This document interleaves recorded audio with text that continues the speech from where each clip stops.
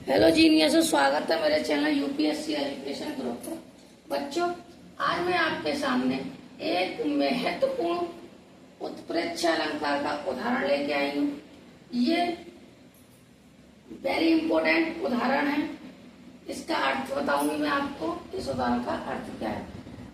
अलंकार के उदाहरण के साथ ये जब काव्य में है, बिहारी सत्साई द्वारा ये पंक्ति ली गई है। जो बिहारी सत्साई है उनके ही सत्साई में से पंक्तियां ली गई है। इसका नॉर्मल भी ये सारी पंक्तियां लिख दी जाती हैं और कहा जाता है आपको कि इन पंक्तियों का संदर्भ सहित व्याख्या अपने शब्दों में कीजिए। संदर्भ सहित व्याख्या करके इनका अर्थ होता है ये।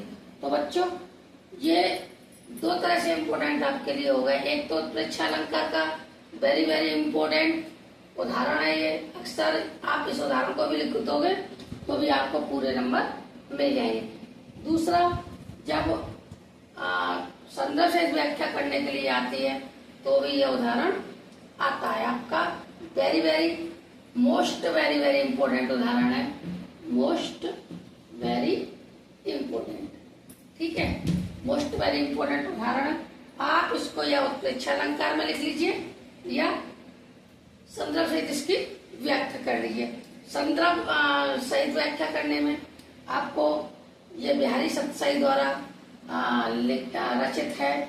इन पंक्तियों में बिहारी जी ने श्री कृष्ण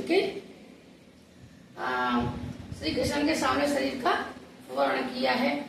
देखिए, जैसे आप बिहारी सत्साई में अगर इसका संदर्भ सहित व्याख्या करेंगे तो प्रस्तुत पंक्तियां हमारे हिंदी के काव्य से बिहारी सत्साई से अवतरित है। इसमें बिहारी जी ने श्री कृष्ण के सामने शरीर का वर्णन किया। आप इस तरह लिख सकते हो, इसका अर्थ आपको ये लिखना पड़ेगा। लेकिन मैं दोनों तरह से आपको समझा दी। उत्प्रेक्षा अलंकार का उदाहरण है तो आप ये लिख सकते हो, और अगर आपको संदर्भ सहित व्याख्या करने के लिए है तो भी आप इनको लिख सकते हो। प्रस्तुत पंक्ति हमारे हिंदी के पाठ के बिहारी सत्साई द्वारा बिहारी सत्साई से ली गई है। तो जो इसके रचयिता हैं वो बिहारी जी हैं।